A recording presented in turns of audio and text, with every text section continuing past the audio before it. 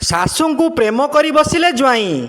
ସବୁ ସାମାଜିକ ସମ୍ପର୍କକୁ ପଛରେ ପକାଇ ଘରୁ ଫେରାର ହୋଇଗଲେ ଦୁହେଁ। ଏତିକି ନୁହେଁ, ପରେ କୋର୍ଟ ମ୍ୟାରେଜ୍ କରି ନିଜ ସମ୍ପର୍କକୁ ଦେଲେ ନୂଆ ପରିଚୟ। ଏହି ଘଟଣାକୁ ନେଇ ଏବେ ସ୍ଥାନୀୟ ଅଞ୍ଚଳରେ ଚର୍ଚ୍ଚା ଜୋର ଧରିଛି।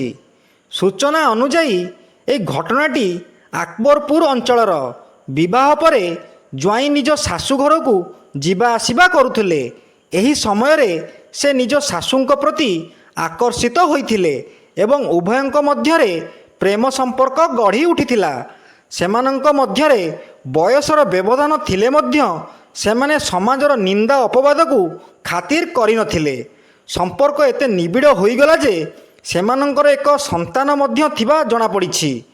ପରିବାର ଲୋକେ ଏହି ସମ୍ପର୍କ ବିଷୟରେ ଜାଣିବା ପରେ ବିରୋଧ କରିଥିଲେ, କିନ୍ତୁ ଦୁହେଁ ନିଜ ନିଷ୍ପତ୍ତିରେ ଅଟଳ ରହିଥିଲେ।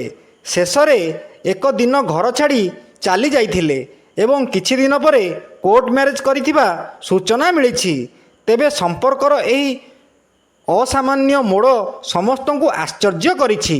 ଘଟଣାକୁ ନେଇ ଅନେକ ପ୍ରଶ୍ନ ଉଠୁଥିବା ବେଳେ ସମ୍ପୃକ୍ତ ପରିବାର ଉପରେ ଏହାର ପ୍ରଭାବ ନେଇ ଚର୍ଚ୍ଚା ଜାରି ରହିଛି। ଏହି ଘଟଣା ସମ୍ବନ୍ଧରେ ଆପଣଙ୍କ ମତ କ'ଣ? କମେଣ୍ଟରେ ଜଣାନ୍ତୁ। Bureau report, Odisha.